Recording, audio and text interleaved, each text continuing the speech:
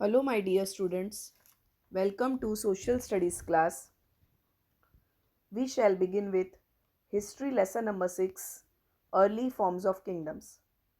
Students, we are not taking up lesson number 5 and we are directly coming to History lesson number 6. In history, we have finished 4 lessons. Now, we are not taking up lesson number 5. We are taking up main chapters now, which will be useful for you in the higher classes.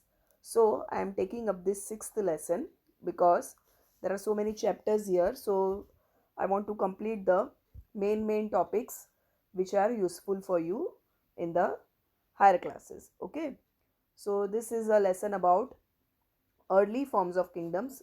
The page number is 47, and early forms of kingdom means how the kingdoms were formed and how a small group of people, later that group or that village or that tribe, turned into a kingdom. This we'll study in this lesson. And the kingdoms were of two types, Janapadas and Mahajanpadas. That is, small towns was called as Janapada, and the bigger states with their capital, it was called as what? Mahajanapadas. Jana means people, Padas means their food. Jana means people, and Padas means their food. So where the people laid their foot and stayed together at one place, that area called to be came to be known as what? Janapadas. That is a kingdom. And when it later on turned into a bigger area, means they captured big area, the Janapadas people, they were very ambitious, and so they transformed their small kingdom into bigger kingdoms, which was called as Mahajanapadas. So in this lesson we shall learn about timeline. Timeline means which time period these Janapadas and Mahajanpadas were formed. Total there were 16 Mahajanpadas at that time. Total in this period there were 16 Mahajanpadas. And how was their lifestyle? The Janapadas, how it became to Mahajanpadas, that is 16 Mahajanpadas, मतलब जो छोटे छोटे kingdom थे अब वो हो गए 16 बड़े एक जैसे किंगडम पूरे इंडिया में, 16 kingdoms. So it is called as Mahajanapadas. And what was the lifestyle of the Mahajanapadas? Here one box is there, gear up box, means is the activity. Following is the list of some of the important Mahajanapadas with their respective capital. Here the capital is given about the big Mahajanapadas. Find out their present day location and state, and one has been done for you. See here. You, how will you come to know? You have to refer to the map which is on page 49, children. From there you will come to know that this old states जिसका नाम पुराना है आज, वो कौन से present state में है. For example one is given Magadh. The capital was Rajgir और Rajgriha, and now it is in Uttar Pradesh. Now it is in which area? अगर आज की एरिया देखी जाए, कंसिडर की जाए, so it is in which area? Munger, Bhagalpur, Uttar Pradesh. Now second is Kasi. The capital is also Kasi. You have to find out in which state it is. Vatsa, capital is Kosambi. Kosala, the capital is Sravasti. Saurasena, the capital is Mathura. So in which state it is located, you will come to know from page 49. Already the map is given, children. Here see, now the timeline is drawn for you. The Janapadas and Mahajanpadas were formed in the year of 800 to 600. See, this is BCE, that is before common era. So that is why it is backward. The numbers here are backward. So पहले आपका आएगा साल वाला कौन सा number आएगा? 800, और 800 से लेके 600, and it is 200 years it took to form. छोटे छोटे जो ग्रुप थे, जो छोटे छोटे विलेज बसे थे, लेसन नंबर 4 में आपने देखा जो छोटी छोटी सिटीज़ बनी थी, और उसके बाद जब 5th लेसन में छोटे छोटे जो ग्रुप बने, विलेज बने हैं, तो वो धीरे धीरे अब वो किंगडम का कैसे फॉर्म ले रहे हैं. It took 200 years, children. Then from 600 BCE onwards the Mahajanapadas came into existence, and the Magad जो सबसे मेन किंगडम था, महाजनपदा में सबसे इम्पोर्टेंट किंगडम कौन सा था? मगध वाला किंगडम. तो वो उसको किसने बसाया था, किसने स्टार्ट किया था? किंग बिम्बिसारा. क्या नाम था? King Bimbisara. And he started from 500 BCE. फिर उन्होंने कब तक रूल किया? 400 BCE से लेकर 300 BCE तक. कौन था? नंदा डायनेस्टी आ गई थी, किंग धनानंदा और वो सब. एंड देन किंग धनानंदा के बाद जो मौर्य डायनेस्टी शुरू हुई, उसमें आए थे अपने king Ashoka the great. King Ashoka the great, जिसको आज तक ग्रेट क्यों कहा जाता है? बिकॉज अशोका ने पूरे इंडिया को एक ही किंगडम में लाया था. He brought the entire India under one kingdom. So he is called Ashoka the Great, and he was in the year 200 BC, which we'll study in the later chapters, children. Now, come on page 48, children. Here, the Aryans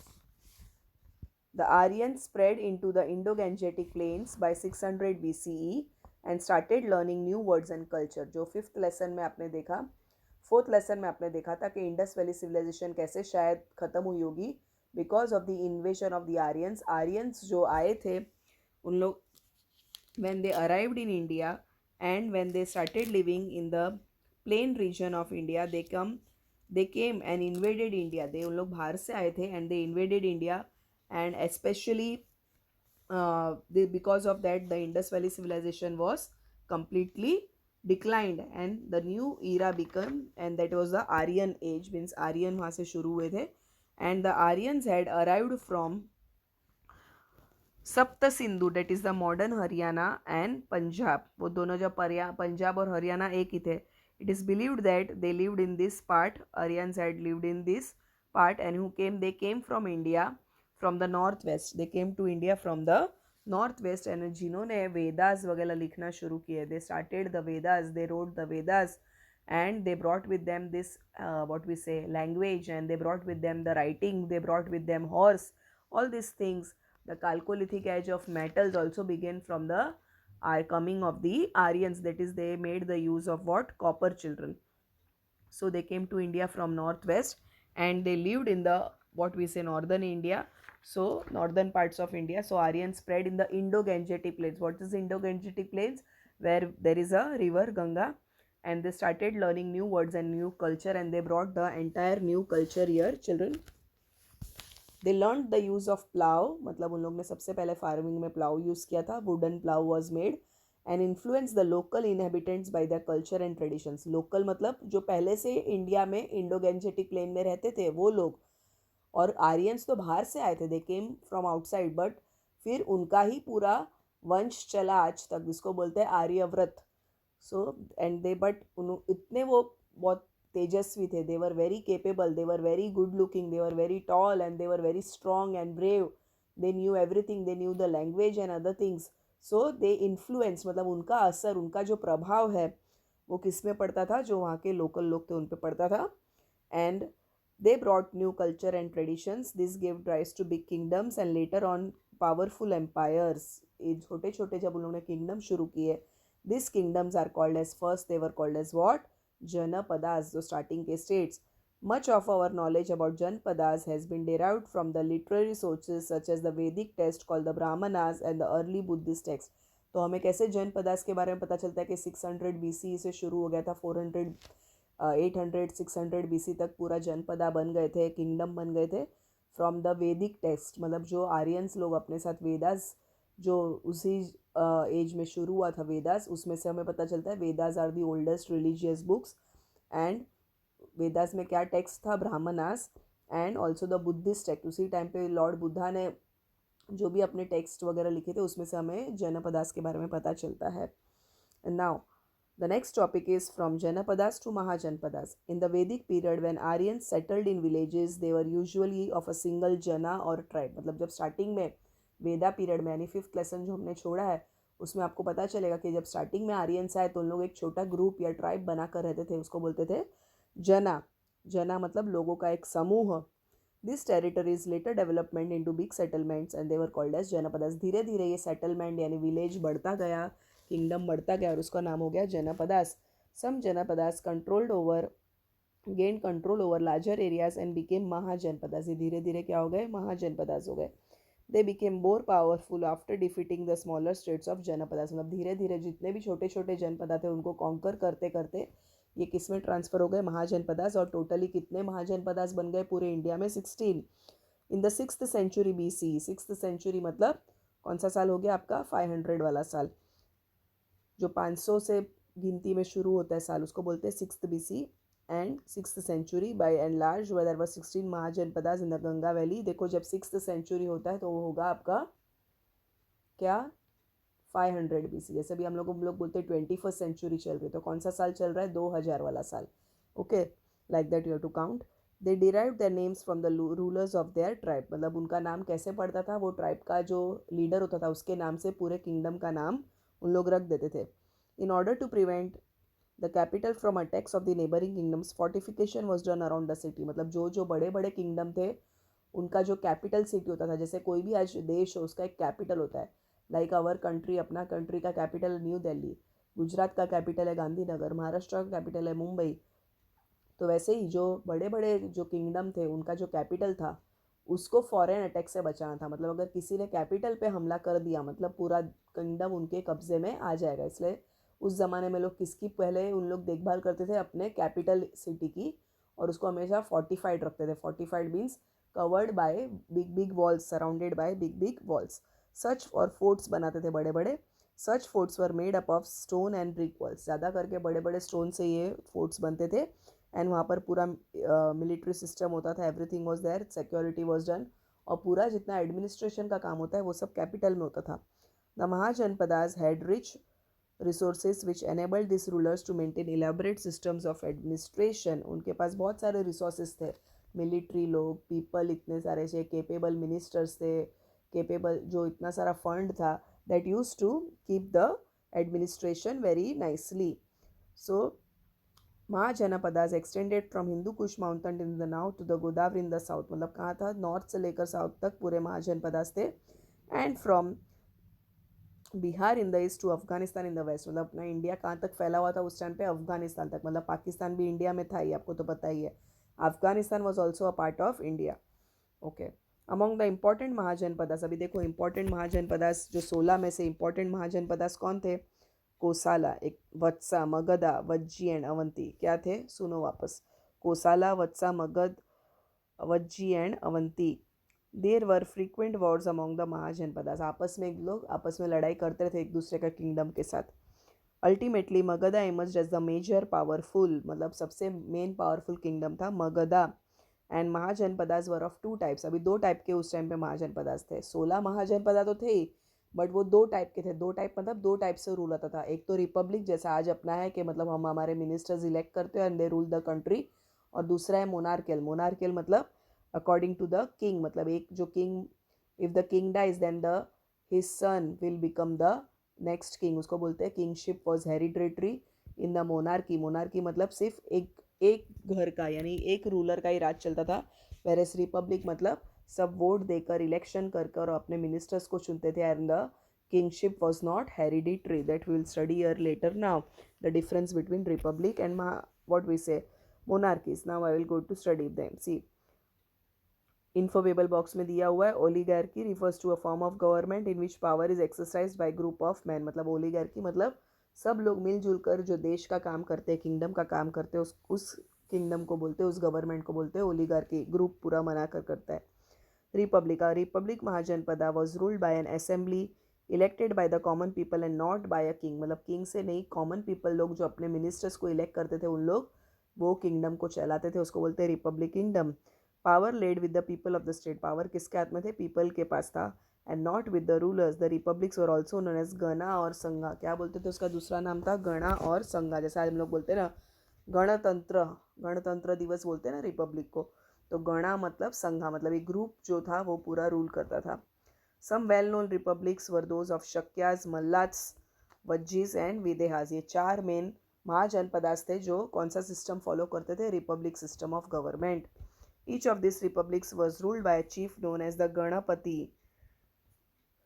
वो वाला गणपति नहीं, गणेश भगवान नहीं, गणपति. मतलब गण मतलब people, लोगों का राज्य, पीपल लोगों का किंगडम. उनका पति, पति मतलब हेड, पति का मतलब होता है head. So your Ganapati. And the office was not hereditary. मैंने आपको बताया रिपब्लिक में it was not hereditary. The person who work properly, who was capable, was given a chance to become the Ganapati. The assembly people played a important role in the administration of the land. पूरी assembly मतलब पूरा जो group होता था वो सब आपस में डिसाइड करते थे. And year see down for what we say definition is given here. Janapada, Mahajanpada, Republic and Monarchy. Janapada means what? A tribal state ruled by a rajan. A large state formed by annexation. जब दो तीन राज्य का conquer करके जो बनता था उसको बोलते थे महाजनपदा. मतलब एक ही किंग दो तीन राज्य को व्हाट वी से कॉन्कर, हमला करके उसको कॉन्कर कर लेता था. Republic means rule by the people and monarchy means rule by the king. अभी आपको ये नेक्स्ट पेज पे आ जाओ. Your will find one map. See this India map I told you in the what we say you to do in the marking. ये सब 16 महाजनपदा है. देखो आपका एक्सटेंशन इंडिया का कहाँ तक है, गंधारा तक, अफगानिस्तान तक्षशिला तक, वहाँ तक अपना पूरा 16 महाजनपदा स्प्रेड थे. ये नॉर्थ में, नॉर्थ वेस्ट में यू कैन सी गंधारा जो आज अफगानिस्तान का पार्ट है, तो वहाँ तक पूरा अपना इंडिया फैला हुआ था. And also you have to children different states you have to mark. See the pink colour shows the capital of the Mahajanapada. Pink colour का मतलब है कैपिटल, ग्रीन कलर मतलब आपको बता रहा है अदर टेरिटरी. एंड महाजनपदा के बारे में बॉक्स ऐसा बनाया हुआ है. एंड प्रेजेंट इंटरनेशनल बाउंड्री मतलब ये अभी की, पहले का तो इंटरनेशनल बाउंड्री कुछ थी नहीं, पूरा इंडिया एक ही था. And now present international boundary is shown. So this map work you have to do children. Buy a map of India and mark all these things on the map. Now next topic is what monarchies. The monarchical Mahajanpadas were ruled by powerful kings. Kingship was passed from father to son. अब इसमें hereditary था, मतलब अगर एक king था उसका बेटा ही king बनेगा. That is it was hereditary and it was ruled by powerful kings. The king was considered as the divine ruler and a large army and many sources of revenue. मतलब king को क्या माना जाता था, भगवान. King को इन लोग क्या मानते थे, अपने राजा को भगवान मानते थे. And he because he had a large army, उनके पास बहुत सारे फंड्स होते थे, रिसोर्सेज होते थे.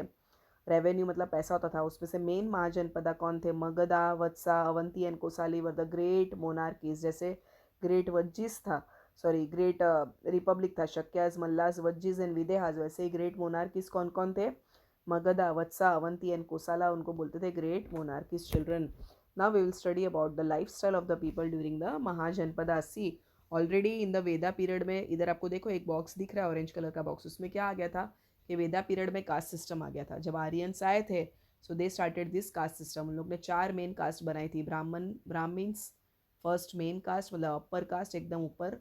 Then Kshatriyas, then Vaishyas and the Shudras, या शूद्रास का दूसरा नाम था दासाज और दास्यूस, मतलब जो स्लेव का काम करते थे, जो दूसरे लोगों का काम करते थे, हमेशा कुछ भी सफाई का काम या कचरा उठाने का काम या क्लीनिंग का काम, और जो हमेशा गांव के बाहर रहते थे, मतलब किंगडम के बॉर्डर पे उन लोग रहते थे. उन लोग कैसे थे, उनको 4th कैटेगरी दी गई थी, 4th कास्ट सिस्टम, उसको बोलते थे varna system. It was based on what, varna system. And it was by birth. कोई ऐसे अपना कास्ट नहीं चूज करता था. अगर आप वो कास्ट में बॉर्न हुए तो आपको वही कास्ट में रहना पड़ेगा. That is called as what, varna system. So Brahmins were considered as a high caste. उसके नीचे आते थे क्षत्रिय. क्षत्रिय मतलब सोल्जर, किंग, ये सब क्षत्रियास में आते थे. Brahmins means they were the priests and they used to do all the forms of ritual exercises and what ritual practices of the king, and many more ritual practices were performed by Brahmins. and उनको लोग एकदम बड़ा मानते थे. उसके नीचे आते थे किंग्स या सोल्जर्स, क्षत्रियास. देन वैश्यस मतलब जो बिजनेसमैन होते थे, जो सब अलग अलग टाइप का प्रोफेशन करते थे, शायद उनको बोलते थे वैश्यास. जैसे कोई पॉटर होता था, कोई ब्लैक स्मिथ होता था, कोई गोल्ड स्मिथ होता था, कोई बॉट विसो वीवर होता था, कोई एग्री फार्मर होता था. वो सब किस कैटेगरी में आते थे, वैश्यस कैटेगरी में आते थे. And the 4th category was what, dasiyas और the slave people. They used to work for the other 3 categories. So वो कास्ट सिस्टम, वर्ना सिस्टम अभी तक प्रेवलेंट था. महाजनपदास में भी वैसा ही सिस्टम था, दिस कास्ट सिस्टम. और बहुत सालों तक, आज भी इंडिया में बहुत सारी जगह पर ये कास्ट सिस्टम आज भी चल रहा है. We have to write our caste, that is we are Brahmins, Kshatriyas, Vaishyas और शूद्रास. शूद्रास मतलब backward classes. Other backward classes में सब ये सब शूद्रास वगैरह आते हैं. So this was already there in the what we say 5th lesson of history, that it the full Vedas period was based on what, caste system. उसको 2 part थे उसमें, अर्ली वैदिक पीरियड एंड द लेटर वैदिक period. उसमें cast system आ गया था. And it was based on what, by birth it was based. And profession also was based on birth. मतलब अगर आप एक वॉट वी से, अगर पॉटर के बेटे हो तो आपको पॉटर ही बनना पड़ेगा. अगर आप एक कॉबलर के बेटे हो तो आपको कॉबलर ही बनना पड़ेगा. That is why it was, profession was also based on what, caste system and the what we say category system based on birth. So now we will study about agriculture. आपको मैंने caste system के बारे में बता दिया. It was a varna system, caste system. It was divided into 4 categories. Now we will study about agriculture. You know agriculture was prosperous in the Mahajanapadas, because वहाँ पर महाजनपदास में पूरी उन लोग नदी के बाजू में उन लोग पूरे किंगडम्स बसे थे, गंगा नदी के पास specially. So the it was fertile areas and so agriculture was very much prosperous. Iron was use in making ploughs and other farming tools. मैंने आपको बोला था आर्यंस अपने साथ क्या लाए थे, कॉपर और वुड. अभी ये महाजनपदास में उनके पास क्या था children, Iron was used to make plows and other sub tools. And which was the main crop? Rice was the main crop. The farmers learned the use of manure. Manure मतलब खाद डालना है जब तक कि अच्छे से फार्मिंग हो सके, अच्छे से क्रॉप्स उग सके. And important farming techniques. So इसलिए एग्रीकल्चर बहुत बड़ा आगे बढ़ गया था because of the use of what? Iron tools. The land was very fertile. Farmers started using new farming techniques. The tools were also made of iron. जो other tools that was also made of iron. And also they started adding the manure. So the farmers का क्या काम था? उन लोग बहुत उगाते थे बट उनका जो भी उगता था उसमें 1/6 यानी डिवाइड बाय 6, समझो 36 किलो उनके वहाँ पे उगता था पूरे खेत में, तो उसमें से डिवाइड बाय 6 करो यानी 6 किलो उनको अपने किंग को दे देना पड़ता था as a tax, as a revenue, as a tax भरना पड़ता था. दिस वॉज कॉल्ड भागा और शेयर. मतलब किंग को क्या मानते थे लोग वो टाइम पे? भगवान, यानी किंग की पूरा किंगडम था. तो किंग के किंगडम में अगर फार्मर कुछ उगा रहा है या कॉबलर कुछ बना रहा है तो उसको अपना एक शेयर किसको देना पड़ेगा? किंग को देना पड़ेगा as a gift, as a tax, जिसको आज हम लोग टैक्स बोलते हैं, इसको रेवेन्यू बोलते हैं.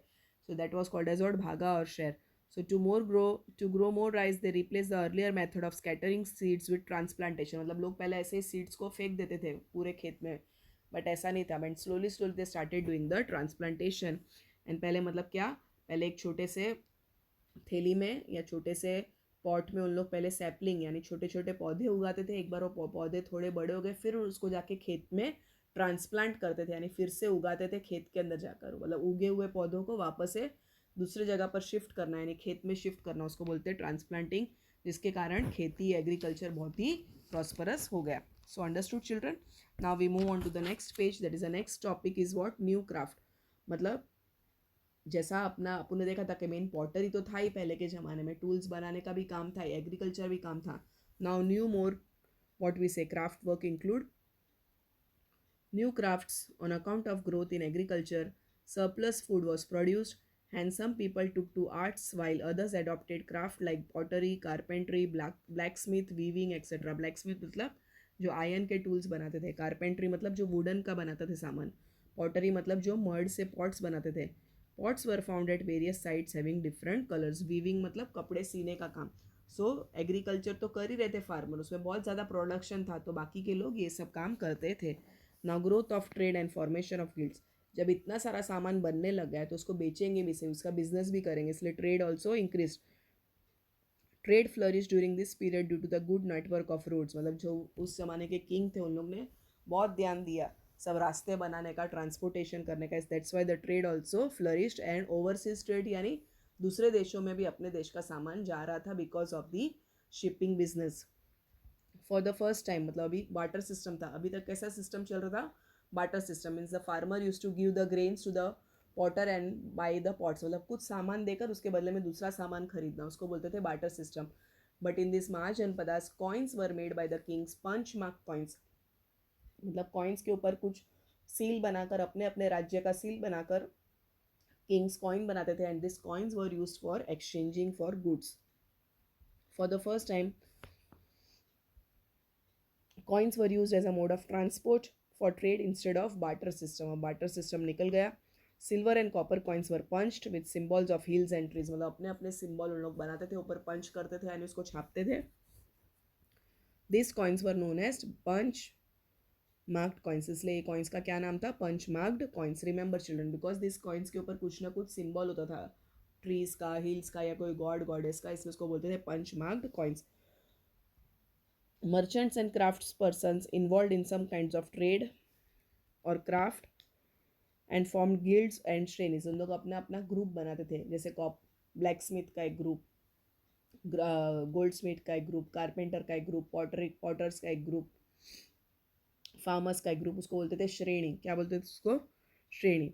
एंड दिस ये जो गिल्ड के लोग हेड, गिल्ड मतलब एक पूरा अपना फॉर्मेशन करते थे एक ग्रुप, ताकि कोई भी इसमें बिजनेस में चीटिंग ना कर सके, ताकि प्राइजेस सबके एक ही जैसे हो. तो एक ग्रुप अपना एक हेड उसका क्या करता था?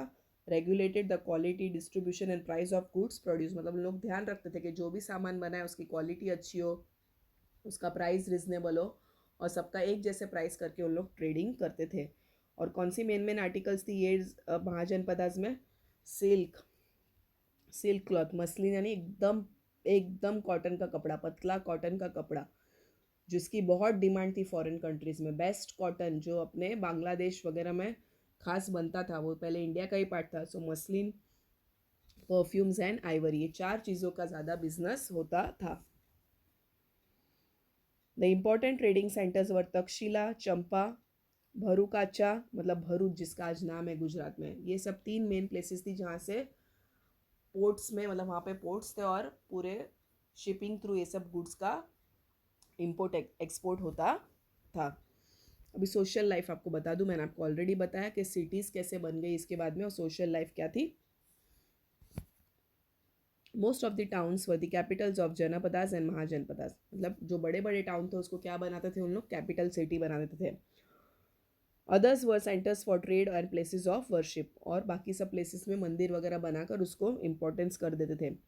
This towns evolve from the thriving villages where artisan and crafts person work together, मतलब ये टाउन्स में क्या होता था, सब फार्मर्स, आर्टिसन, सब आपस में, ट्रेड्समैन, बिजनेसमैन, सब एक दूसरे साथ में मिलके काम करते थे और बहुत अच्छा पूरा उन लोग ने एक अपना विलेज बना लिया था। But the birth-based Varna system still continued, which was divided into 4 castes: Brahmin, Kshatriya, Vaishya और शूद्र। कास्ट रिजिडिटीज इंक्रीज, मतलब इस जमाने में क्या था, कास्ट रिजिडिटी, मतलब जो जिस कास्ट में बॉर्न होगा उसको उसी कास्ट में सब परफॉर्म करना पड़ेगा, शादी भी उसी कास्ट में होगी, उनको बिजनेस भी वही करना पड़ेगा। Caste rigidities increase, professions became hereditary and there were separate rule for each varna, मतलब जो जो एक एक कास्ट सिस्टम था उसका अपना अपना रूल्स था, उनको फॉलो करना पड़ता था। Inter marriage and inter dining between the caste were not allowed, मतलब एक कास्ट वाले, एक ब्राह्मण्स वाले क्षत्रिय के घर पे शादी नहीं करते थे, क्षत्रिय वाले वैश्य के घर पे, एक दूसरे के अंदर शादी वगैरह नहीं कर सकते थे, और लोग एक दूसरे साथ में बैठ के खाना भी नहीं खा सकते थे। ब्राह्मण्स खाली अपने ही ब्राह्मण जाति के साथ ही कोई फंक्शन करेगा, फीस्ट करेगा या खाना खाएगा। क्षत्रिय जो थे अपने ही लोगों के साथ उन लोग खाना पीना खाएंगे, किसी और कास्ट में खाएंगे पिएंगे नहीं। This was main caste rigidity, इसलिए उसको बोलते हैं कास्ट रिजिडिटी। रिजिडिटी मतलब स्ट्रिक्टनेस, मतलब अपने कास्ट में ही सब फॉलो करना। While the farmers lived in villages, farmer खास करके कहाँ रहते थे, विलेज में। और जो बाकी जब क्राफ्ट पर्सन थे, जो कारपेंटर्स वगैरह थे, जो दूसरा सब क्राफ्ट का काम करते थे या बिजनेस का काम करते थे, दे lived in what, cities. Now the income, king लोग सब कैसे अपने फोर्ट बनाते थे, मिलिट्री कैसे मेंटेन करते थे, मिलिट्री यानी सोल्जर को भी खाना पीना देना है तो सबका कैसे खर्चा, रोड्स बनाते थे, देन ट्रीज उगाते थे, ये सबका खर्चा कैसे करते थे, by taking tax from the people, तो उसको बोलते हैं revenue. The Kings maintain huge आर्मीज and built mighty forts and fortresses, fortresses मतलब बड़े बड़े किले। Required a lot of expenditure, उनको उसके लिए पैसे चाहिए थे। Therefore, to administer their kingdoms, kings appointed tax collectors to collect tax on regular basis, इसलिए खास करके एक टीम होती थी टैक्स कलेक्टर की जो अलग अलग कारपेंटर से, पॉटर से, फार्मर से, बिजनेसमैन से टैक्स कलेक्ट करती थी। कौन से टाइप के टैक्स लेविड थे हम लोग नेक्स्ट पेज पे देखेंगे। अभी ये पेज में आपके 3 डेफिनेशन है, barter system, guild and muslin. Muslin मैंने आपको बताया, थीन फाइन कॉटन क्लोथ। गिल्ड मतलब association of people involve in the same occupation, मतलब एक ग्रुप के जो ऑक्यूपेशन, जो कोई फार्मर था उसका एक पूरे ग्रुप को बोलते थे फार्मर की श्रेणी। कारपेंटर था तो उसको बोलते थे कारपेंटर की श्रेणी, ऐसा उन लोग अपना ग्रुप बना के काम करते थे। Barter system, a system of exchanging things without the use of money, ये पहले के ज़माने में था जब तक कॉइन्स इंट्रोड्यूस नहीं हुए थे। नाउ अभी डिफरेंट टाइप्स ऑफ टैक्सेस कौन से, will see on this page. The farmers paid 1/6 of their produce which was known as what, bhaga. मैंने बोला फार्मर्स अपना जो उगाते थे उसका 6th पार्ट जो है वो किंग को देते थे, that was called as what, bhaga. The craft persons were the regular tax payers who paid in cash और सप्लाइड क्राफ्ट आइटम्स, मतलब या तो लोग किंग को सब सामान बना के देते थे या उनके महल में काम करके देते थे, या कॉइन्स उनको रेवेन्यू यानी पैसे भी दे सकते थे। The hunter gatherers and herders also had to pay taxes, मतलब जो जिसके पास हंटिंग का काम करते थे या जो लोग हर्डर यानी जो गाय वगैरह का पालते थे, शीप वगैरह पालते थे, उनको भी टैक्स भरना पड़ता था। Traders had to pay taxes on their trade items, आज भी वैसा ही है, जो हम लोग बिजनेस करते, जो सामान खरीदते बेचते उस पर टैक्स लगता है। So same way the traders had to pay their taxes. तो ये पैसा कलेक्ट होता था, उसका क्या काम होता था,